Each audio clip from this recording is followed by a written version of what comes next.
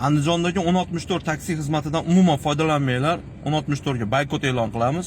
Chunki bugun bo'lgan voqea, bugunning o'zida 1064, ya'ni qisqa raqamiga telefon qilib taksi buyurtmasi uchun bugun hozir ayni damda 8-buyurtmani amalga oshirdim. Lekin 8-buyurtmada ajoyib hodisa yuz berdi. Nima desanglar? Go'yoki taksi chaqirdim men shahar markazidan, ya'ni o'sha 15 kilometr uzoq qishlog'imizga taksi chaqiryapman-da, taksist telefon qilyapti. Aka, taksi buyurtma qilibsiz. Ha, boradigan manzili shu yermi? Ha.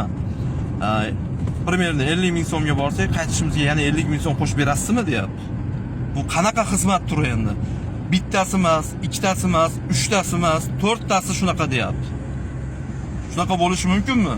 Fuqarolarga yengillik yaratish maqsadida, ularda masofasini uzog'ini yaqin qilish maqsadida ta'sis qilingan bu qisqa raqamli taksi buyurtmachilari rahbariyati qayerga qarayapsizlar? Qachon bu narsa tartibga tushadi? Qanaqa xizmat bu? Borishiga pul berish kerak, qaytishiga ham pul qo'shib berish kerak. Qanaqa xizmat turi bu? Tushuntira olasizlarmi? Qanaqasi shunaqa bo'lish mumkin? Xullas, andijonlik taksida yuradigan yaqinlar, opalar, singillar, akalar, do'stlar, umuman 1064 xizmatidan foydalanmanglar. Umuman boykot e'lon qilinglar. Bular shunaqangi noinsof ekanki, eng qizig'i kompaniyaga men qayta telefon qilyapman. Ulardan iltimos qilib rahbariyatingizni bog'lab bering, deyapman. Men administratorman deb bir qizni bog'lab berishyapti. U qiz aytayapti, aka, hozir gaz yo'qogandan keyin shunaqa deydi-da, deyapti.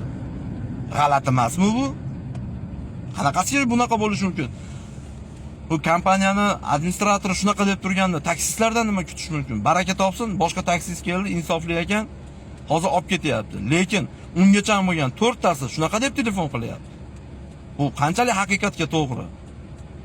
1064 faoliyatidan umuman foydalanmanglar.